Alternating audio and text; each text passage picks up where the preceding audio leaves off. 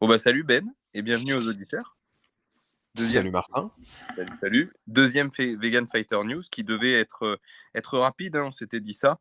Mais au vu du plan qu'on a préparé, je pense que les gens vont pouvoir se prévoir un petit footing ou prendre le temps de cuisiner quelque chose de bon pendant une petite heure, je pense. On va essayer de condenser ça, mais on part là-dessus. Alors, au programme, aujourd'hui, on va parler des athlètes véganes, des récentes victoires, des succès, des participations à des grosses compétitions, également des combats à venir pour certains de nos athlètes véganes dont on a déjà parlé sur la page. Ensuite, on va parler des associations, des différentes associations qu'on a envie de mettre en avant aujourd'hui, des actualités un petit peu improbables que tu nous as concoctées. Donc, Il y a du gros improbable aujourd'hui. ouais, accrochez-vous bien, ça va être marrant. On va également parler du podcast parce qu'on arrive à la fin de l'année. Pour ceux qui nous découvrent, on a lancé ce podcast début 2023. On arrive fin 2023, donc on fera une petite rétrospective avec ce qui a bien marché, ce qui a moins marché, ce qu'on espère faire en 2024. Et on va finir par le tirage du concours, du jeu concours auquel vous avez été très nombreux à participer sur Instagram. Donc le tirage se fera directement là au cours du podcast. Donc restez connectés jusqu'à la fin ou pour les petits malins, allez voir à la fin sur la version YouTube par exemple. Ok, donc Ben, on attaque sur les athlètes. Première news qui commence à dater un petit peu maintenant, on se l'était noté direct pour le prochain Vegan Fighter News quand c'est arrivé, c'est Dave Leduc qui a combattu pour la dernière fois de sa carrière. Donc, il a combattu récemment, enfin récemment, ça fait maintenant 2 mois, hein, je crois, un truc comme ça. Ouais, il y a quelques temps déjà, ouais. Voilà. Au Cambodge, contre le champion local et une légende du Khmer, donc de la boxe cambodgienne.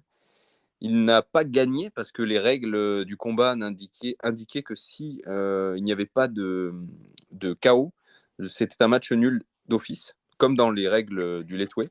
Mais attention, c'était pas du Letway, c'était de la boxe cambodgienne, c'est-à-dire que il n'y avait pas de coup de tête autorisé, mais sinon on est sur des règles qui sont très proches de celles de la boxe thaï. Ouais, c'est voilà. On rappelle juste rapido, le lightweight, en fait, c'est quoi? C'est un art martial, du coup, un sport de combat, qui est un des plus violents, entre guillemets, parce que les mecs, ils ont droit des poings, les pieds, les coups de genoux, les coudes, les coups de tête également, et c'est un des seuls sports de combat où il y a droit aux coups de tête. Et où il n'y a aucune protection aussi, hein. C'est une boxe qui se fait à main nue. Pour le Letway. Là, ils n'étaient pas totalement à main nue, ils avaient des cordes autour des mains, donc les cordes traditionnelles qu'on peut voir dans certains combats de boxe thaï aussi. Et donc en boxe cambodgienne, c'est quelque chose de traditionnel.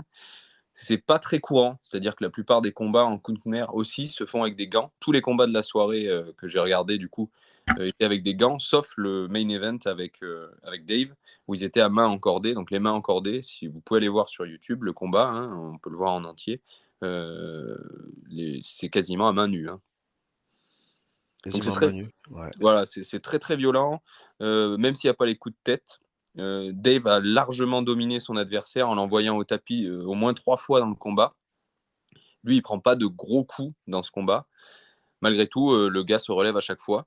Donc, on est sur un match nul et une égalité officielle.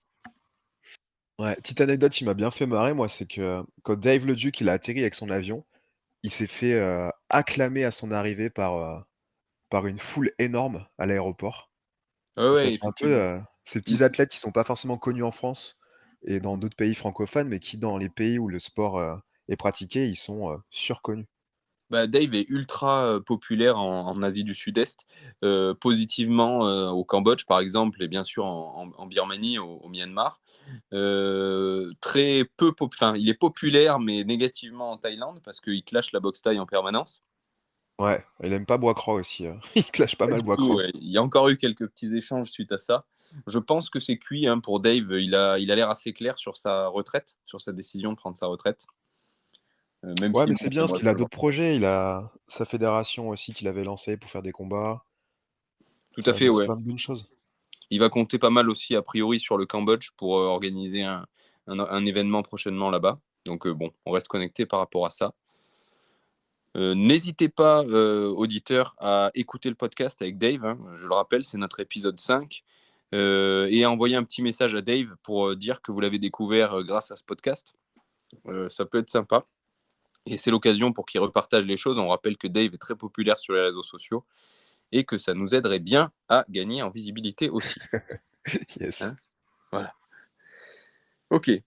Autre chose sur Dave, peut-être, que tu voudrais rajouter, Ben? Non, pas grand-chose à rajouter sur Dave. On lui souhaite plein de plaisir dans sa retraite, qui va être très active, je crois. C'est sûr. Ok, on passe à Florian, Florian Kolb. Je suis allé voir Florian cette semaine, Ben, Tu comme tu le sais. Ouais, tu peux peut-être retracer, genre, qui est Florian aussi, ça peut être cool, tu Oui, vois? Si tu vas le alors, faire, j'imagine. bien sûr, Florian Kolb donc, est professeur de jiu-jitsu brésilien à Paris, à la NK Team. On a fait un podcast avec lui, qui est notre épisode 10, pour ceux qui voudraient l'écouter en entier. Et j'ai tourné cette semaine avec lui une vidéo combat, bien sûr en discutant un petit peu, mais surtout en combattant avec lui, qui sera publiée très prochainement. Donc je suis allé à Paris dans son club pour ça. Malheureusement, la qualité de la vidéo est pas terrible. J'ai dû filmer avec mon téléphone. On a fait un petit peu avec les moyens du bord. J'en profite pour rappeler que nous avons un Tipeee si vous voulez nous soutenir et nous aider à notamment acheter du matériel parce qu'on est 100% bénévole sur le podcast, comme on l'a déjà dit plusieurs fois. Le lien sera en description, hein, il l'est depuis un petit moment. On n'a pas beaucoup fait la pub, mais Ben, je tiens à souligner que tu as fait quand même un travail de ouf pour cette page-là. Tu nous as fait un système de ceinture pour que les gens sachent à quel niveau ils participent. Donc allez au moins voir la page Tipeee pour la lire. Si ça vous donne pas envie de participer, ne serait-ce qu'un petit peu, je peux plus rien faire pour nous. Hein. Ouais, puis l'idée, c'est pas d'en vivre, hein. L'idée, c'est vraiment pas d'en vivre, mais c'est juste d'essayer de rentrer un peu de financement pour pouvoir derrière faire tous les projets qu'on a en tête. On en parlera en fin de podcast, ce qu'on veut faire l'année prochaine, mais on aimerait bien continuer à développer tout ça et un petit coup de pouce, ça fait pas de mal, quoi. Exactement, tout est expliqué sur la page Tipeee, sur à quoi peut servir l'argent qui serait récolté. Mais bien sûr, on parle de matériel, on parle de frais de déplacement, parce que bon, là, j'en ai profité parce que j'étais à Paris pour quelques jours pour d'autres raisons. Mais s'il avait fallu y aller à mes frais juste pour faire la vidéo, c'est quand même quelque chose de conséquent. Donc voilà à quoi servirait le Tipeee. C'est ça, pour les gros projets qu'on a. Pour en revenir à Florian, je vous laisse découvrir la vidéo hein, très prochainement, mais n'ayez pas trop d'espoir pour moi. Hein, je me fais rouler dessus, bien évidemment. Et tiens, est-ce que tu as du teasing sur Florian? Est-ce qu'il a prévu de faire des compètes prochainement, tu vois, Alors pour oui, pouvoir appeler? il y a quelque chose qu'il m'a dit en off, mais du coup, j'en profite pour le dire, c'est que son objectif, c'est de monter de catégorie pour l'année prochaine, Ok. pour participer à d'autres compétitions, parce qu'il a envie, il m'a dit qu'il avait envie de montrer qu'on pouvait être toujours plus balèze, hein, notamment en étant vegan. Et notamment pour une question d'image, il avait envie de s'imposer dans des catégories de poids supérieurs. Ouais, parce il est musculé, quoi. Il est gainé, mais il reste en catégorie assez légère, quoi, pour l'instant. Ben ouais, c'est vrai il doit faire 70-75 kilos, quelque chose comme ça. Ouais. Donc, ouais, il y a un peu de marge. Mais bon, je te garantis que ça suffit, hein, le poids qu'il a pour m'écraser lourdement. Ouais, ouais, bah, quand on est bon, de toute façon, il y a pas de souci, hein. Voilà. Ok, on peut parler un petit peu de Katia Belkina qui a combattu au championnat du monde WACO, donc c'est le championnat du monde un peu de référence en kickboxing amateur. Elle gagne un combat, elle perd le deuxième, donc c'est quand même une participation au championnat du monde. Ça veut dire qu'elle s'est qualifiée au niveau des championnats d'Europe, il me semble, avant ça. Ouais, et c'est tout à son honneur, parce que Katia Belkina, Squirlala sur les réseaux sociaux, elle est ukrainienne aussi, donc c'est assez compliqué, évidemment, dans son pays avec la guerre, pour s'entraîner, et pour s'entraîner même tout juste, hein, avec les bombardements qu'ils subissent et autres. Mhm. Donc, ouais, elle perd sur son second combat, mais du coup, grand respect à elle d'être arrivée jusque-là déjà. Carrément, ouais. Euh, Ensuite, on a Tortugalbo sur Instagram, que vous pouvez retrouver sur Instagram, qui est un combattant vegan chilien qui a été sacré champion sud-américain de kickboxing très récemment. Donc bravo à lui également. Vous pouvez aller voir Tortugalbo sur Instagram. Bien sûr, tous les liens vers les pages des gens qu'on cite là seront dans la description de l'épisode. Ouais, n'hésitez pas à les suivre, quoi, ça leur fait toujours plaisir. Et puis bon, après tout, c'est des champions véganes, ils sont parfaitement en lien avec ce qu'on fait, quoi. Carrément, il faut les mettre en avant, il faut aussi les suivre pour ça. Je vous explique rapidement pourquoi. parce qu'il y a beaucoup de champions véganes, on en parlait avec Nico, champions ou sportifs en général, qui ne le mettent pas en avant, voire le cachent. C'est-à-dire qu'ils ne l'écrivent pas sur leur profil, ils ne le mettent pas du tout en avant, ils n'en parlent jamais. C'est-à-dire que vous allez sur leur page Instagram, si vous ne le savez pas, vous ne savez pas qu'ils sont végétariens ou véganes. Donc si on les suit un peu pour ça, qu'on leur dit, qu'on leur fait remarquer quand ils le mettent en avant, ça leur donne envie de le mettre en avant. Il faut qu'on fasse en sorte que être vegan, ce soit cool. Et ça passe par suivre ces gens-là et les encourager. Yes, c'est là toute l'idée de ce petit projet, C'est ça. entre autres. Et ensuite, du coup, on va vous parler un petit peu de Magdalena Sormova, donc une Tchèque avec laquelle on a eu l'occasion du coup de combattre à l'entraînement avec Martin. Ouais. Et dont on a fait une petite interview qui est sur notre chaîne YouTube et qui est même Ouais. disponible en podcast. Alors attention, c'est en anglais hein, pour ceux qui ne sont pas à l'aise avec l'anglais. Direction YouTube, la version YouTube est sous-titrée en français. Et vous pourrez découvrir rapidement qui est Magdalena sur cette interview. Ouais, on revient rapidement sur son parcours et du coup, c'est relativement intéressant. Et Magdalena, du coup, elle avait fait une petite pause dans les sports de combat. À la base, elle a fait du MMA, un peu de JJB aussi, enfin seul. Parce que du coup, elle a accouché récemment. Mais elle reprend du coup les combats et son prochain combat est le 29 décembre. Donc à Donc la très bien, fédération qui s'appelle l'Octagone. c'est ça. Combat en L'Octagone, MMA. je ne sais plus si c'est tchèque ou polonais. Je crois que c'est tchèque, non? De mémoire, c'est. Ah, tu mets le doute. Enfin, en tout cas, c'est tchèque ou polonais. C'est Ouais, par là. C'est un peu en Europe de l'Est. c'est ça. Europe centrale, Europe de l'Est. Mais ouais, c'est quand même une fédération assez importante en Europe, qui est réputée et qui est très en lumière. Ouais. Et fédération dans laquelle Magdalena a gagné pas mal de combats. Mm. Et elle est plutôt bien classée. Même si là, du coup, ça va être une reprise pour elle et que les reprises, c'est forcément un peu compliqué. On lui souhaite bonne chance en tout cas. Et on la soutient bien sûr, on vous tiendra au courant probablement dans un prochain épisode des Vegan Fighter News de son résultat. Ouais.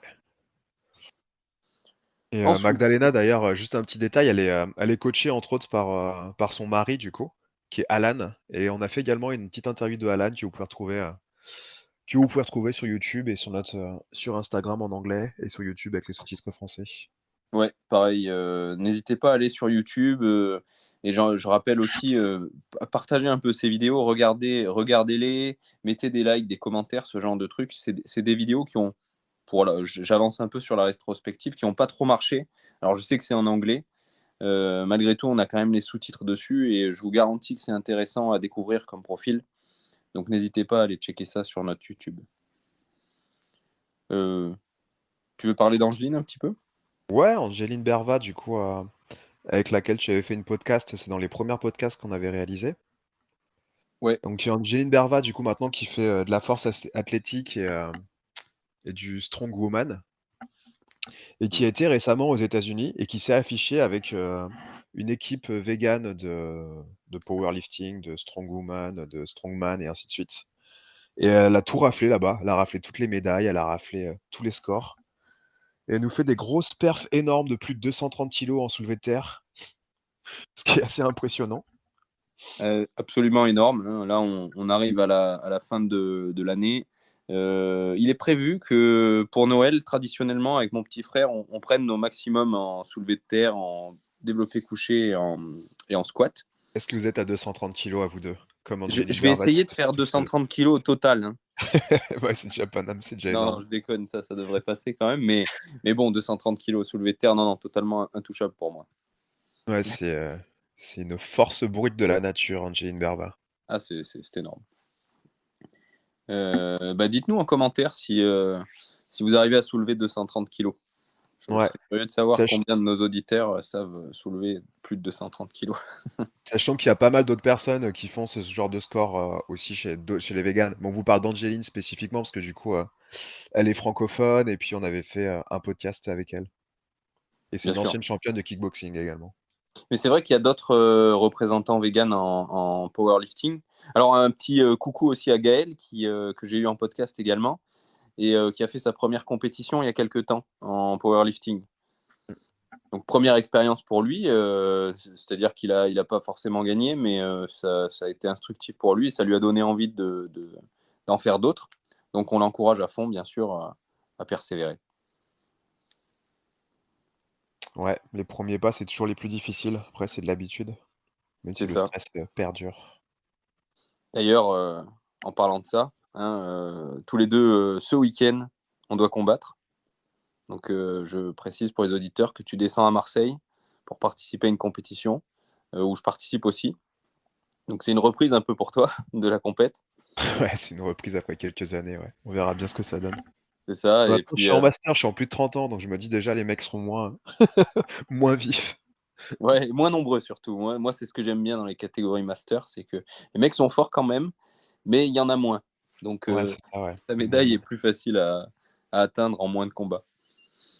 On verra bien ce que tout ça donne. Voilà. Et moi, ce sera ma première compétition en ceinture bleue aussi. Donc, un peu de stress à l'approche de ça, mais on va voir ce que ça donne. Gi no gi, toi aussi, je crois que tu fais gi et no gi. Ouais, c'est ça. Donc gi et no gi, c'est-à-dire avec kimono et sans kimono. C'est ça, on participe donc chacun à deux tournois le même jour. C'est-à-dire que si on se fait éliminer du premier, on peut encore participer au deuxième. C'est un peu l'idée aussi. Ça va être une belle journée qui se terminera par un petit burger après avoir fait attention ces dernières semaines pour être C'est au pas poids. possible. Ça va. Eh ben, on vous tiendra au courant de ça. Si on dit rien, c'est qu'on s'est fait rouster. Comme d'habitude, comme tout le monde. Enfin, en dernier athlète dont je voudrais parler, c'est Amaury, qui a encore gagné un tournoi la semaine dernière. Alors, il a peu partagé là-dessus. On a vite fait vu un podium qui a été partagé en story sur son compte. Donc, il a encore roulé sur tout le monde. Tu lui as fait un petit appel du pied, d'ailleurs. Ouais, pour développer un peu ma transition de boussole, j'ai fait 2-3 entraînements de judo. Inconscient que tu es. Ouais. Du coup, j'ai dit à Amaury, je m'entraîne pour te terrasser. C'est ça, c'est ça. Non, mais c'est bien, il faut viser un petit peu la lune. Donc, bien sûr, à la première occasion, on fera une vidéo avec Amaury aussi. Et il nous frappera avec le sol. Ouais, voilà, du coup, le petit Tipeee, ça peut servir à ce genre de choses, quoi. Payer les frais de transport si on doit se rendre en Normandie pour faire une petite vidéo avec Amaury. Alors lui, il est au Mans, ouais. Il est au Mans. Ouais, Euh, Toi, tu es à Lyon, moi, je suis dans le sud. ouais, Donc, c'est ça. Il y a plein de choses plein de ça fait trajets différents un à petit bout faire. de chemin. Mm. Ok, on va parler un petit peu des assos. La première dont on va parler, c'est le Plant-Based BJJ Camp, auquel on a participé. Donc, on en a déjà parlé un petit peu en septembre dernier. Donc, qui a annoncé ses dates pour son prochain camp. Donc, je rappelle que c'est un camp. Quand je dis un camp, c'est-à-dire un- une retraite, Stage. un petit peu, Ah ouais, retraite, ouais. 100% vegan. C'est-à-dire que vous êtes logé, vous êtes nourri, logé sur place et il y a des entraînements tous les jours. Ça se passe en République tchèque, proche de Prague. Et ce sera du 6 au 9 juin 2024 avec le même professeur que la dernière fois où on a participé, Thomas Stoll, qu'on a eu également en interview. L'interview est dispo sur YouTube, pareil comme pour Magdalena et Alan. Donc ce camp sera, comme je l'ai dit, du 6 au 9 juin. On vous mettra le lien en description si vous souhaitez participer. C'est très accessible à tout niveau. Il y a tant des débutants qui ont pratiquement jamais fait de JJB que des pratiquants avancés. Donc n'hésitez pas, l'ambiance est très sympathique. Je ne sais plus si on en avait parlé déjà dans le dernier Vegan Fighter News ou si c'était avant. Je sais plus si on en avait parlé, mais ouais, comme tu dis, du coup, c'est du sous brésilien, mais c'est accessible à tout le monde, même ceux qui n'ont jamais pratiqué. Et sachant qu'il n'y a pas besoin d'avoir un gi et un kimono avec vous, que enfin, tous les entraînements, la majorité sont en fringues, en habit de lutte basique. Donc short, t-shirt, il n'y a pas de souci. Et Ouais, ouais, c'est Thomas Stoll qui fait la majorité des cours. Mais la dernière fois, on avait eu Magdalena Sormova, dont on a parlé tout à l'heure, et Alan aussi, qui nous avait fait quelques matinées d'entraînement. mm, Donc là, je pense que ça va être à nouveau le cas. Il y aura différents professeurs également qui vont se joindre à cet événement. mm. Mais au moins Thomas qui est confirmé et dont on a pu tester l'enseignement Qualité. qui est très qualitatif, quoi. Ouais. Ouais, idéalement, ça pourrait être cool si on arrive à motiver un Florian Kolb à venir en République tchèque avec nous si on le fait. Ah bah ce serait énorme. Alors personnellement, du 6 au 9 juin 2024, ce ne sera pas possible parce que j'ai une course qui est prévue, une Spartan Race. D'ailleurs, j'en profite, je suis inscrit sur 3 Spartan Race cette année. Donc n'hésitez pas à me contacter, les auditeurs, si vous voulez participer. Je sais que j'en ai parlé quelques fois. Ça peut être sympa de les courir ensemble. Donc je vais participer à Carcassonne, à Andorre et à Saint-Raphaël. Donc Ah ouais, tu descends jusqu'à Andorre. Cool. Andorre, ouais, c'est une aventure, hein. On est quelques-uns déjà on est 3, enfin, en fait, à participer. Mon frère d'ailleurs, qui est vegan aussi, qui va participer également, et un collègue de travail. Mais tout le monde est bienvenu s'il y en a d'autres qui veulent participer. Enfin, bienvenue. Je n'offre pas la course, hein, malheureusement. J'aimerais bien, ce serait sympa, mais malheureusement, c'est pas totalement donné. Mais même si vous voulez participer à une seule de ces 3 courses, bah, contactez-moi, comme ça on se met sur la même vague de départ et ça peut être sympa de courir ça ensemble. Faire des petits événements avec des auditoristes, ça peut être cool. Pareil, si jamais, sait-on jamais, si certains d'entre vous vont à la compète de Marseille et qu'on se croise là-bas, n'hésitez pas. Carrément. Ce On sera sera dimanche. visible, on aura un t-shirt Vegan Fighter normalement. Vous pouvez pas nous louper. Tu voulais parler un petit peu du sanctuaire 269 Libération Animale. Ouais, du coup, avec Tiffaine Lagarde, qui est de cette association de 6-9 Libération Animale, on a fait le podcast numéro 22, dans lequel elle revient sur la création du collectif et sur les stratégies qui sont mises en place par le collectif. Et du coup, on va pas s'étaler forcément sur tout ce qui a été dit dans ce podcast-là. N'hésitez pas à nous faire des retours d'ailleurs et à l'écouter. Et juste, il y a eu pas mal de choses qui sont passées ces derniers mois au sanctuaire. Et il y a un article qui est paru hier sur Reporter qui reprend un peu toute l'histoire. Donc reporter.net, qui est un journal en ligne. Et le titre de cet article est assez équivoque. Il s'appelle Le cofondateur de 269 Libération Animale accusé de violence conjugale. Donc voilà, si jamais vous voulez savoir un peu ce qui s'est passé au sanctuaire ces derniers temps, de manière assez succincte, bon, ça prend quand même un petit quart d'heure le temps de lire l'article, il est assez complet. N'hésitez pas à lire cet article-là. Et je vous D'accord, invite également à soutenir 269 Libération Animale avec leur cagnotte pour qu'ils puissent continuer la lutte, les actions directes comme ils le font, et à sauver des animaux. d'accord. Ça marche. Donc, comme d'hab, le lien sera en description. On va avoir un paquet de petits liens en description de cet épisode. Bah tant mieux, c'est qu'on a plein de news à, à dire aux gens. C'est ça. Euh, Euh, Vas-y, ouais, et du coup, on parle de 269 Libération Animale, on va appeler juste rapido de L214. bien sûr. Ils ont une nouvelle stratégie qui va arriver à la rentrée. Donc ils renouvellent un peu les choses. Je vous en dis pas trop. Je fais du petit teasing. Et ils vont mettre en avant notamment le fait que le plus important, ça va être de réduire la consommation de viande. Donc leur objectif, ça va être d'ici 2030, que la consommation de viande baisse de 50% en France. Donc on en est très loin en France et ça va être leur nouvel objectif qu'ils vont mettre en avant. Et ils ont déjà communiqué sur le Veganuary qui va arriver en janvier. Donc le Veganuary, c'est un événement qui a lieu chaque année partout dans le monde, où les associations invitent les gens à tester de devenir vegan pendant un mois. Mhm. Et la communication, là, actuellement, elle est faite par L214 en lien avec les JO. Donc ils ont fait toute une charte graphique sur des personnes qui font du sport et qui sont véganes. Bah, j'en profite parce que ça fait écho un petit peu à une série de commentaires qu'on a eu sur le dernier podcast qui a été partagé, donc le podcast qui a été fait avec Cyril. On a une personne qui a commenté et qui n'était pas d'accord avec le fait qu'on puisse dire que c'est pas trop grave de manger une fois de la viande ou une fois des produits d'origine animale dans l'année. En tout cas, que c'est moins grave que d'en manger tous les jours. Euh, Bien évidemment, je suis tout à fait d'accord avec le fait qu'on ne peut pas dire que c'est pas grave de manger des produits d'origine animale, même une fois. Par contre, je maintiens encore une fois, je l'ai déjà dit en commentaire, je leur dis que c'est pas moins grave, mais c'est moins impactant sur la masse d'animaux qui sont torturés et tués. Donc ça fait écho avec la stratégie de L214 aussi, hein, parce que quand tu incites les gens à être vegan pendant un mois, tu te dis que c'est déjà pas mal s'ils le sont pendant un mois, tu vois. Même si bien sûr l'objectif final c'est qu'ils le deviennent à plein temps. On est d'accord qu'on cherche à baisser la consommation de viande et la consommation de produits animaux au global. Et Ouais, et ça, c'est ce que tu disais, il me semble que c'est toi qui avais dit ça à un moment. Deux personnes qui sont flexitariennes, donc qui mangent pas de la viande tous les jours, mm, admettons la moitié de leur semaine, ça fait un vegan en fait. exactement. Alors, c'est vrai que cette personne-là m'a mis en avant l'argument que j'ai déjà utilisé lointainement dans le passé, hein. Je ne sais pas si le mot lointainement existe, mais vous m'avez compris. Euh, c'est que si tu violes un enfant une fois dans l'année, c'est pas moins grave que si tu le violes tous les jours.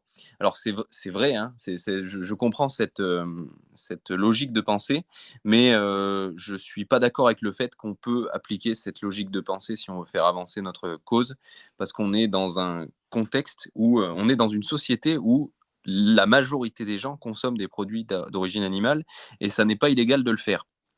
Donc on ne peut pas aborder le sujet de cette façon-là, même si avec certaines personnes, ça peut les toucher particulièrement et permettre un revirement de situation brutal. Pour la plupart des gens, ça va au contraire les fermer et on va passer pour des fous. Donc mon objectif, bien sûr, c'est pas de déculpabiliser les gens. Je pense que c'est pas le tien non plus, Ben. Non, Euh, c'est pas l'idée.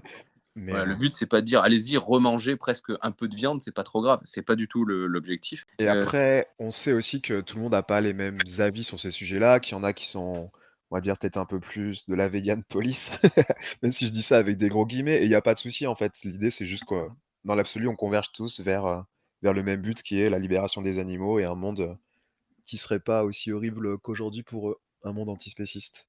Et je Et rappelle juste par rapport à ça, on en avait parlé dans un précédent podcast, je crois que c'est avec Tiffany que j'en parle, un livre qui s'appelle Vers un monde vegan, une approche pragmatique, donc écrit par Tobias Linaert, justement qui met en avant, en tout cas, ce que lui considère comme la meilleure stratégie. Je dis pas que c'est la meilleure, mais c'est une des stratégies et c'est celle qui est défendue par pas mal d'associations et collectifs. c'est ça. Donc, ce qu'on demande aux auditeurs, c'est de respecter ce positionnement qu'on a, qui est de s'ouvrir en fait. Notre podcast, il n'est pas que destiné aux véganes, on l'a déjà dit plusieurs fois. C'est pas pour un podcast, même si je sais qu'il y a beaucoup de véganes qui nous écoutent. Il y a des Merci à vous végétariens aussi, ouais. de Des nous soutenir. végétariens, il y en a qui mangent de la viande aussi, qui nous écoutent. Mais il y Et en a qui se tâtent. Il y a des gens qui nous écoutent et qui se tâtent. Et personnellement, je préfère pas les insulter de simili-violeurs, tu vois. Même si on met en évidence qu'il y a quand même un problème avec la consommation de produits d'origine animale, sinon ce podcast n'existerait pas. Le but, c'est de les faire réfléchir et de les accueillir de manière bienveillante vers cette démarche. Donc l'axe de travail qu'on a choisi. Donc vous avez le droit bien sûr d'avoir un avis différent, mais merci de ne pas être trop catégorique là-dessus, parce que bah, ça donne une mauvaise image. Je veux dire, celui qui parce que lit tout tous est ces bon à prendre, en fait. commentaires, il se dit, bon, bah, vu que je peux pas le faire, vu que j'arrive pas à ne pas Martin. manger une fois de temps en temps du fromage, bah, autant ne rien faire. Et c'est ça qu'on veut surtout pas, en fait. Je sais Yes. pas si tu es aligné avec ça, mais Ouais, ouais, totalement. Ouais, non, l'idée, c'est que. Bah, après, on comprend que certains soient plus rigoureux, mais. Enfin, rigoureux et dans une démarche un peu plus vertueuse et de 100% vertueuse, mais pourquoi pas. Tout est bon à prendre. bah, si je dis ça, justement, quand Ah, j'étais chez Florent, j'ai discuté avec un de ses adhérents à la MK Team, qui lui est végétarien, que c'était compliqué pour lui socialement de, de devenir 100% vegan. Et ouais, bah, tu c'est veux. sa vie, quoi, si tu veux, tu vois. C'est lui qui décide. Et si c'est ça, plutôt que de devenir complètement omnivore à tous les repas, eh ben, c'est très bien. Enfin, c'est très bien. C'est le mieux qu'il puisse faire. Et personnellement, je respecte ça. Et je préfère ça plutôt que d'être que avec des viandards tout le temps, quoi.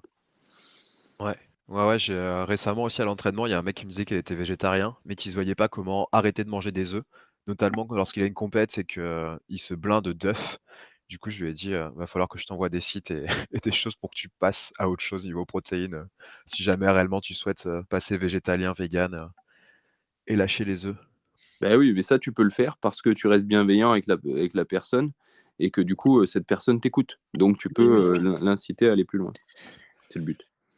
Ouais, l'idée, c'est pas de lui dire ce que tu fais mal, c'est si vraiment tu souhaites passer à autre chose. Souvent, Oh, ces gens-là, ils ont déjà, s'ils sont dans la démarche, ils le savent, en fait, qu'ils devraient, entre guillemets, aller plus loin. Ils le savent déjà. Notre but, c'est plus de les accompagner. Les culpabiliser plus, je pense pas que ce soit le levier le plus utile. Ils sont capables de le faire eux-mêmes. totalement.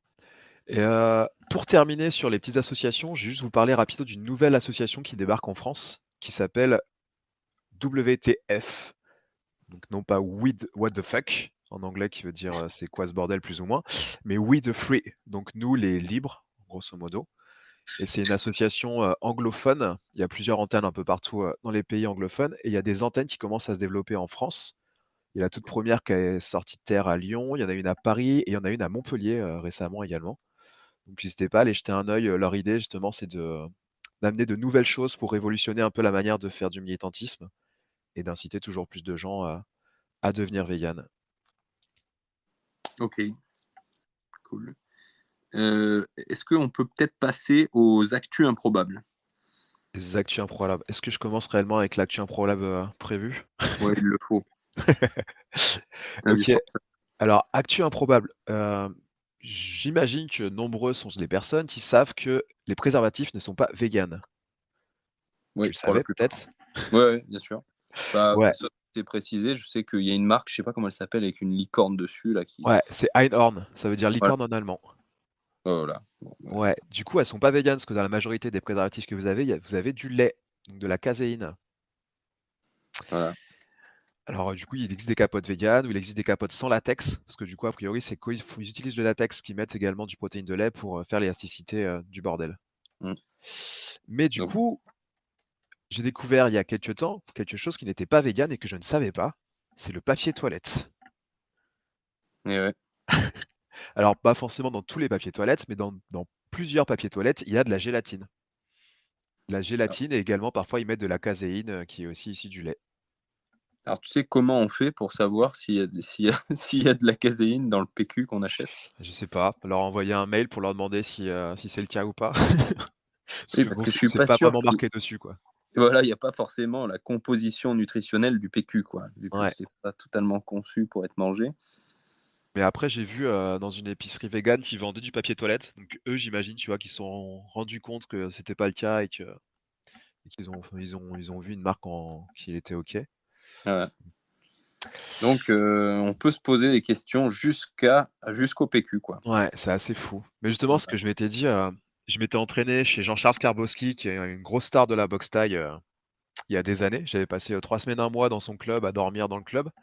Et eux, ils utilisent pas de papier toilette, ils utilisent une petite douche. Et en fait, Mmh. ils font comme en Thaïlande et comme pas mal de pays, d'autres pays du monde, où le papier toilette n'est pas utilisé, ils prennent juste des douches en fait. Mmh. Et je m'étais, en repensant à cette situation, je me suis dit, et peut-être qu'en fait, Jean-Charles Skarbowski est un vegan qui s'ignore. Oui, oui, oui, qui s'ignore fort, hein, je pense, parce que le reste du temps, je crois qu'il est pas du tout vegan. Non, non, c'est Mais pas trop dans ses actus, mais Jean-Charles est un personnage génial et sait-on jamais. Pourquoi pas faire une vidéo à l'occasion avec lui et parler de tout ça, ça peut peut-être être intéressant aussi. c'est clair, il est assez, indépendant, au niveau, de son esprit, je pense, pour prendre ce genre de décision s'il estime que c'est juste. Ouais, totalement. Et pour les autres petites news, on va vous parler rapido de la Colombie notamment, où depuis le 1er novembre donc 2023, tout récemment, il y a une taxe de 10% qui a été mise en place et qui va augmenter à 15% l'an prochain et jusqu'à 20% en 2025, qui va s'appliquer aux produits transformés et aux boissons sucrées. L'idée derrière ça, c'est de lutter contre l'explosion d'obésité dans le pays. Mmh. Et dans cette taxe, il y a la charcuterie qui est concernée. Et donc la charcuterie qui est de la viande et qui est vraiment ultra transformée. Et l'idée, c'est vraiment de lutter contre la population en surpoids. Il y a là beaucoup de Colombiens qui souffrent de diabète et un quart des décès dans le pays sont dus à de l'hypertension ou aux maladies cardiovasculaires.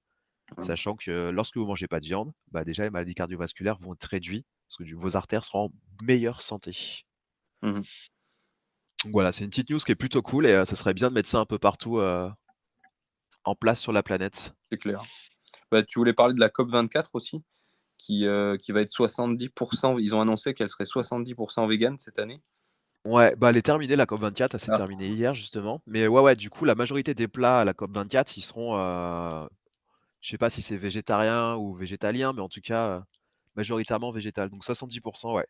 Faut pas attendre grand-chose de la COP24, mais ça reste une bonne chose de voir que même là, ils finissent par comprendre que l'alimentation joue un rôle clé dans le dérèglement de la planète et dans le dérèglement du climat, quoi. oui, c'est quelque chose qui a toujours été un peu frustrant que les instances qui discutent à un certain niveau d'environnement ne prennent jamais en compte l'aspect consommation d'aliments d'origine végétale. Ouais, c'est ça. Il y avait une grosse incohérence là-dedans.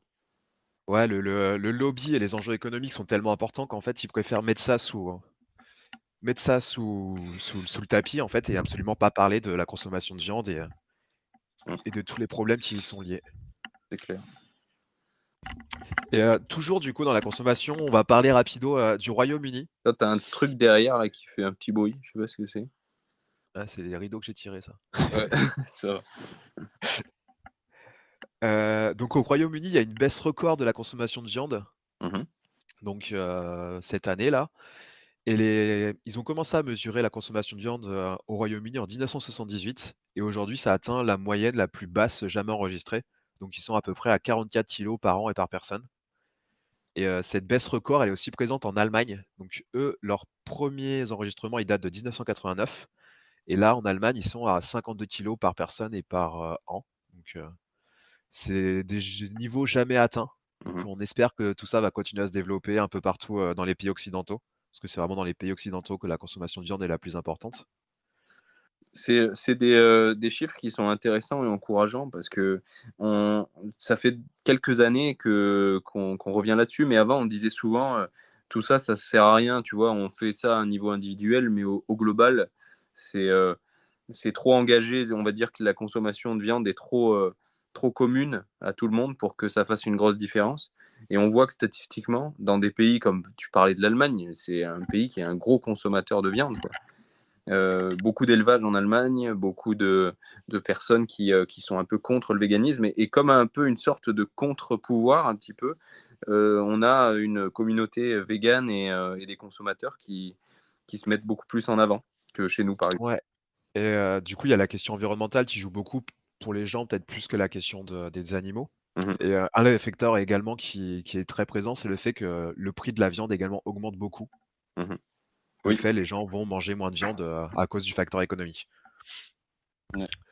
Donc les petites taxes comme celles faites en Colombie sont les bienvenues à ce niveau-là.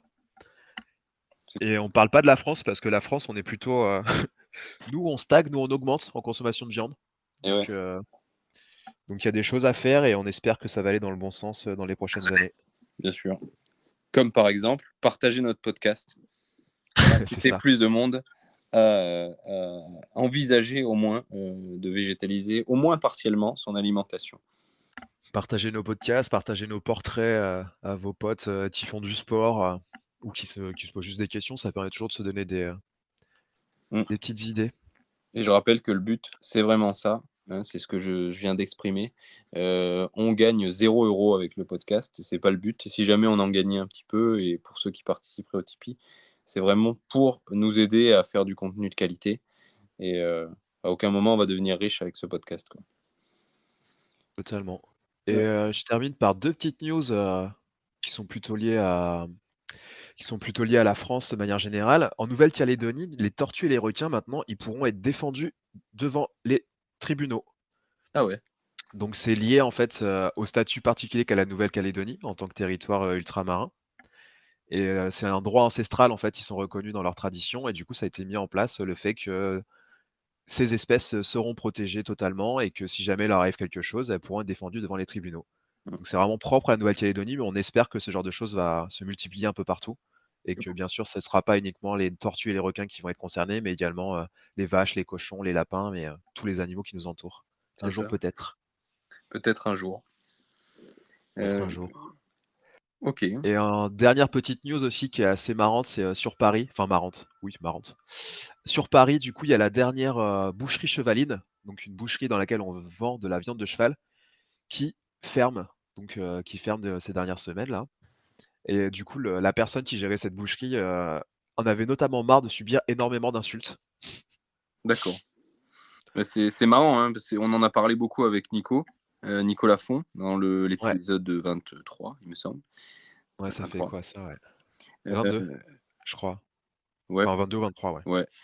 ouais. Nico Font, qui parlait de ça, du fait qu'avant il en consommait, quand il était pas végan bien sûr et qu'il pareil, il se faisait pas mal, insulter ou disons que ça avait une très mauvaise image, surtout au Royaume-Uni, mais c'est vrai aussi en France, hein. Il y a beaucoup de gens qui sont choqués par ça, plus que par le fait de manger de la viande de bœuf et on rappelle que en soi, il y a pas une grande différence, quoi, hein. Enfin, il y a même aucune différence. Dans les 2 cas, on est sur un être vivant sensible. C'est juste qu'il y en a un sur lequel vous pouvez monter pour votre loisir légalement en France et l'autre non, a priori. Et Ouais, c'est ça, c'est juste de la considération morale en fait, et culturelle qui fait qu'on va s'indigner par rapport à un animal et pas à un autre. Dans l'absolu, ça n'a aucune logique. totalement et c'est quelque chose que nous, en étant à toutes les espèces qui sont victimes de l'élevage, notamment, mais que vous qui nous écoutez, si ce n'est pas encore le cas, je vous invite à faire cet exercice de pensée. Vous avez un chat, un chien à la maison, vous avez un cheval peut-être, pour ceux qui font ou ont fait de l'équitation à une époque. Imaginez un cochon ou une vache à la place et vous vous rendez compte que techniquement, c'est pas bien différent, quoi. Est-ce que tu avais d'autres news? C'est à peu près tout pour les news. C'est déjà pas mal. Après, vu qu'on fait pas des vegan fight news tous les jours, je condense un peu tout ce qui se passe. Il y a plein de superbes news à vous partager. Bien sûr. D'ailleurs, pour ceux qui sont pas abonnés à notre page Instagram, je sais pas s'il y en a, mais s'il y en a qui nous écoutent, qui sont pas abonnés, abonnez-vous. Il y a aussi pas mal de ces news qu'on partage en story sur Instagram dès qu'elles sortent. Hein, tout ce qu'on a Totalement. dit là, on a partagé en story des choses, hein. Quand Dave a fait son combat, on a fait quelques stories et cetera, hein. Pour tous les autres, c'est pareil. Ouais, l'idée, une fois de plus, c'est de mettre en avant les vegan fighters et du coup, on partage quand ils ont des événements, quand ils ont des combats ou quand font des résultats également. Ou même pas juste des entraînements que des vegan fighters nous partagent, on les met en avant aussi avec grand plaisir. Bien sûr. Une petite, rétrospective sur le podcast avant de passer au tirage du concours, hein, j'imagine que certains sont impatients. On va parler un peu du podcast et on finira par le tirage au sort. Le podcast est le podcast préféré de 65 personnes selon les données qu'on a reçues, sur l'année. Donc merci à ces 65 personnes qui sont probablement, en train d'écouter ou qui vont écouter ce podcast. On est également dans le top 5 de 176 personnes. C'est déjà presque le double, C'est toujours plaisant, ouais. enfin, plus que le double. Et on est dans le top 10 de 257 personnes. Donc merci beaucoup à ceux qui nous écoutaient. C'est quand même des formats longs. Ce podcast sera long. Il y en a qui ont été encore plus longs. On sait qu'on est à l'ère du TikTok et des réels de quelques secondes. Donc ça fait du bien de voir qu'on est soutenu par des gens qui prennent le temps de nous écouter et qui sont Ouais, et puis, intéressés. c'est pareil, en lançant ce sujet-là, on sait qu'on est, sur on va dire sur un public de niche, des gens qui sont véganes, qui s'intéressent à ces questions-là, les questions d'alimentation et au sport de combat principalement. Mm. Donc, l'idée, on sait que c'est pas de toucher, tout le monde, mais vraiment nous de se faire plaisir, de partager nos passions et ce qui nous intéresse avec d'autres personnes. Mm.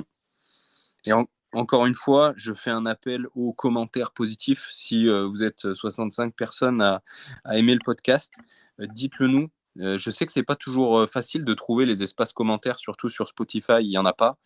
Sur Apple, il y en a un, mais tu peux mettre un seul commentaire sur Apple pour tout le podcast. Donc si vous l'avez fait une fois, alors déjà faites-le une fois. Ce serait sympa parce que les gens qui découvrent le podcast vont souvent voir ces commentaires. Mais par contre, vous ne pouvez pas réagir à l'épisode en question, à chaque épisode. Si vous souhaitez le faire, vous pouvez soit aller commenter sur Instagram sur l'extrait que nous, on aura publié, soit aller sur la version YouTube. Même si vous ne nous écoutez pas sur YouTube, a priori, tout le monde a accès à YouTube. Vous allez sur l'épisode et vous nous laissez un petit commentaire. Même si vous l'avez déjà écouté ailleurs, c'est toujours sympa. Ça évite que les seuls commentaires qui remontent soient ceux des gens qui s'indignent ou qui ne sont pas contents de notre contenu, comme on Et il en y a en a vu. quelques-uns. Il y en a quelques-uns et honnêtement, moi je trouve ça assez déprimant parce que tu te dis mais en fait, soit les gens s'en foutent, soit ils sont pas contents et ça donne pas envie de continuer quand tu vois ça. Alors bien sûr, quand on reçoit le fait qu'on est podcast préféré de 65 personnes, on se dit ah quand même, il y a des gens qui écoutent. Mais tant qu'à faire, si vous nous avez écouté pendant, je sais pas moi, 2 heures ou 3 heures selon les épisodes, bah, prenez 2 secondes pour mettre un petit commentaire, même si c'est juste pour dire super podcast, merci, c'est cool. Bien sûr, si vous n'êtes pas d'accord, vous avez le droit de l'exprimer aussi, mais ce qu'on aimerait bien, c'est qu'il y ait aussi les réactions positives. Ce serait vraiment cool pour nous. Donc, comme je l'ai dit, YouTube, je pense que c'est le plus simple hein, pour réagir à un épisode en particulier. Et Apple Podcast, Spotify aussi, vous pouvez mettre une note de cinq étoiles. Hein, il y en a beaucoup qui l'ont fait, j'ai vu. Donc ça, merci à vous. On est à 5 étoiles d'ailleurs sur Spotify, il n'y a personne qui a mis moins. Non, non, totalement, ouais. Pour l'instant, les retours sont cool, sur Spotify. Donc c'est cool. Le podcast le plus partagé de cette année, c'est le premier, notre épisode avec Ludovic Parera. Donc peut-être l'engouement du début du podcast, il a été partagé à mort, celui-là. Ça fait partie de nos meilleurs épisodes en termes d'écoute. Mais le plus écouté, c'est le deuxième épisode avec Aurélien, qui est bon, un super épisode. Même s'il y avait encore un petit peu les balbutiements du début, je bégaye encore vachement quand je parle. Mais c'est un super épisode avec un message qui est assez universel et qui va au-delà du véganisme. Il a été beaucoup partagé par des gens qui sont pas du tout véganes parce que ce qu'il dit est hyper bienveillant et hyper, comment dire, compatible avec le mode de vie de beaucoup de gens. Donc, merci Aurélien. De temps en temps, on s'envoie des messages. Je participe à ces lives un petit peu le dimanche soir parfois. Un super gars à suivre si vous ne le suivez pas. Et si vous n'avez pas écouté ce podcast, allez-y direct. Vous ne pouvez pas être déçus sur l'écoute de ce podcast. Épisode 2 avec Aurélien Duhart. Tu voulais parler un peu de la répartition des gens qui nous écoutent? Ouais, effectivement, ouais, juste histoire de vous mettre un peu ça en avant. La majorité des personnes qui nous écoutent, évidemment, c'est des Français. Donc on a 86% de personnes qui nous écoutent sont français. Étonnamment, on a 4% d'Américains qui nous écoutent. Donc salut à ces quelques personnes-là. Et ensuite, ça, on a des personnes du Canada et d'Allemagne. Mhm. Plus des personnes qui viennent un peu de partout après, des Belges, des Suisses, un peu partout. Alors pour l'Allemagne, il est possible que ce soit un petit peu, alors que ce soit David, avec qui j'ai fait un podcast qui sera publié normalement avant la fin de l'année. Ce sera le 25e épisode, donc qui est Ouais. français mais qui vit en Allemagne. Et c'est possible aussi que ce soit les épisodes qu'on a, l'épisode qu'on a fait avec les petits épisodes avec Thomas, Alan et Magdalena en anglais. N'hésitez pas à partager à vos amis étrangers ces épisodes-là, parce que bon, même si c'est sous-titré en français, on parle en anglais dedans, donc ils peuvent comprendre. Ouais, et puis du coup, les podcasts aussi qu'on a enregistrés en anglais, ils sont dispo sur les différentes plateformes d'écoute. Exactement. Alors pour 2024, il est possible qu'on en fasse peut-être un peu plus des épisodes ou des petits épisodes en anglais. Parce que comme je l'ai dit au tout début du podcast, il est possible qu'au bout d'un moment, on trouve plus de vegan fighters francophones. Et en même temps, je sais pas ce que tu en penses, Ben, mais sur la rétrospective de l'année, moi, je pensais pas faire 25 épisodes à la base. Maintenant, ça commence à être pas mal, hein. C'est ça. Et sachez, chers auditeurs, qu'on a quelques épisodes de prévus déjà. On a des gens avec qui on a parfois un peu de mal à se caler, mais qui sont chauds pour participer, qui sont francophones, qui sont véganes, qui sont des fighters ou d'anciens fighters. Et avec Donc, qui on a déjà fait des portraits notamment, ouais. Donc ouais. il y aura pour au programme probablement l'année prochaine de la capoeira, du crossfit, de la savate, de la muscu toujours. Mm. Plein de belles choses. On a Roberto qui devrait participer à un podcast prochainement, qui a été tagué par genre tout le monde sur le concours. Il a dû être tagué au moins 6 ou 7 fois. C'est vrai. Voilà, donc lui, c'est prévu. On doit se voir normalement sur Nice prochainement pour faire un petit podcast, peut-être même en direct, plutôt qu'à distance, pour une fois. Et probablement une petite vidéo bagarre. Profil exceptionnel qu'on vous laissera découvrir. Et bien d'autres encore. Donc, ce n'est pas la fin du podcast. On va en faire encore quelques épisodes pour cette deuxième saison qui commencera début janvier. Et est-ce Encore, qu'on en fera 25 sur l'année comme cette année? À voir. c'est pas sûr. C'est pas sûr parce qu'on a commencé très fort cette année. Il y avait un épisode par semaine qui sortait. Ouais. C'était un rythme un peu, honnêtement, un peu chiant à suivre pour moi parce que, comme je le rappelle, j'ai une autre activité à côté. Hein. Je fais le podcast pour le plaisir. C'était un peu trop rapide pour moi. J'étais tout le temps en train de soit enregistrer, soit monter des podcasts. On est passé à une fois toutes les 2 semaines à peu près, et ça marche mieux. Donc il y aura peut-être un peu moins d'épisodes en 2024, mais soyez rassurés sur le fait qu'il y en aura régulièrement. Et j'espère, plus de vidéos aussi. Parce qu'on a fait peu de vidéos, on a fait 3 vidéos, je crois, cette année, 2 ou 3. Ouais, plus les interviews après également, ouais. Voilà, et il y en aura d'autres, j'espère, peut-être avec les invités qu'on a déjà eus. Ouais, il y en a plusieurs des invités avec qui on fait des vidéos, que ce soit en boxe thaïlandaise ou boxe anglaise avec Thibaut Yaoui, Stéphane Gravier, qu'on a eu en podcast également, qui fait du sabre japonais. Mhm. On a notamment une personne qui s'appelle Gisèle Teuillet, qui s'appelle Gisèle Coach sur les réseaux sociaux, qui a proposé du coup aux gens de faire des défis. Donc elle est végane et on lui a dit est-ce que tu serais partante pour mettre les gants avec nous? Et elle a répondu avec plaisir. Donc peut-être pour l'année prochaine, on verra. Mhm. Plein de belles choses à faire. C'est ça. Ok, donc restez connectés par rapport à ça. Et enfin, nous arrivons au moment du jeu concours qui s'est déroulé sur Instagram, je le rappelle, pour gagner un t-shirt en coton blanc avec notre logo Vegan Fighter dessus. Un peu étonné par la quantité de participation, positivement étonné. Pratiquement 200 commentaires, je crois. Alors, il y a des gens qui ont participé un nombre important de fois, qui ont tagué tout le monde. Donc qui ont... C'est pas genre 2 personnes qui ont fait 100 commentaires, non? Non, quand même pas. non, mais on a des gens qui ont fait plus de 10 commentaires. Donc, qui ont tagué 10 personnes différentes. Donc, merci beaucoup à vous. J'en profite pour glisser le message de ne pas hésiter à taguer vos amis, même quand il n'y a rien à gagner, sur les autres publications, parce que c'est un contenu qui peut probablement les intéresser. Je ne pense pas que vous ayez tagué n'importe qui dessus. Je ne pense pas que Jean-Michel Viandard ait été tagué sur notre concours, même si tout le monde ne s'est pas abonné. Moi, en fait, je suis allé voir vite fait les profils de toutes les personnes qui ont été taguées, ne serait-ce que pour voir si elles s'étaient abonnées, pour compter double les participations qui auraient donné sur un abonnement. C'était ce que j'avais mis dans les règles. Très galère à suivre. Hein. La prochaine fois, je ne sais pas si je ferai ça. Mais bon, C'est la première. voilà. Mais j'ai fait ça au mieux. Et ouais, donc j'ai vu quand même que la plupart des gens qui ont été tagués sont des gens qui sont végétariens ou véganes, donc potentiellement intéressés vraiment par notre contenu. Donc n'hésitez pas à leur partager ce contenu-là, même quand on n'est pas sur un jeu concours. Parce que si vous êtes capable de mettre 200 commentaires sur un jeu concours pour gagner un t-shirt, vous pouvez le faire de temps en temps sur les autres publications. Ouais, et vu la réussite qui est ce premier concours, il est fort probable qu'on en fasse d'autres dans les prochains mois. C'est sûr. Alors peut-être pour des t-shirts également, peut-être pour d'autres trucs. J'aimerais bien un jour faire des patchs qu'on puisse mettre sur les kimonos. S'il y a des pratiquants de JJB ou de judo ici qui voudraient mettre des patchs sur leurs kimonos, faites-le nous savoir, parce que ça, pour le coup, c'est plus compliqué à faire que les t-shirts. Ça peut se faire qu'en quantité importante. J'ai déjà regardé. Donc ça va avoir un coût de base direct. Et si je me retrouve avec une caisse de 150 patchs Vegan Fighter chez moi, je ne saurais pas trop quoi en faire, quoi. Voilà. Ça se comprend. Bon, tirage au sort. Procédé hautement scientifique, j'explique pour les auditeurs. J'ai mis les noms des gens sur des tout petits papiers, hein, parce que j'avais pas envie de gaspiller du papier. Donc j'ai imprimé ça sur une seule feuille A4. J'ai tous les noms des participants, multipliés par le nombre de participations, et 2 fois si la personne qui a été taguée s'est abonnée. Donc ça, je l'ai fait au fur et à mesure, hein, bien sûr.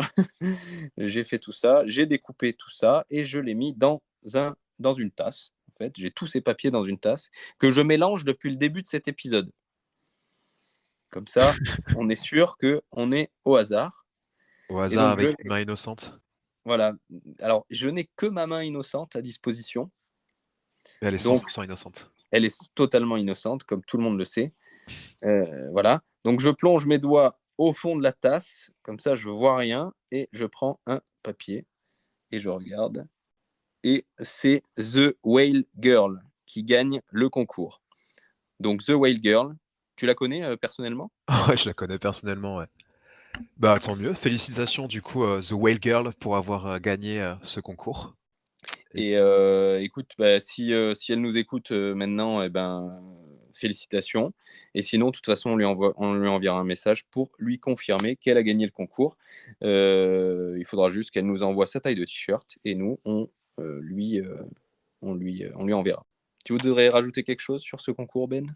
Pas grand-chose à rajouter sur ce concours. N'hésitez pas si jamais il y a des personnes qui nous écoutent, qui font partie, je sais pas, qui ont une marque ou qui sont en partenariat, qui connaissent des gens, si jamais ils veulent proposer un prochain concours à nos côtés, ce sera avec grand plaisir. Et juste terminer pour conclure en disant merci à tous les auditeuristes de nous avoir écoutés, de relayer nos différentes actions qu'on fait, nos différents portraits sur les réseaux sociaux, que ce soit Twitter, Facebook, Instagram et TikTok peut-être l'année prochaine aussi. Peut-être. Merci beaucoup à vous et à bientôt. Salut. Salut.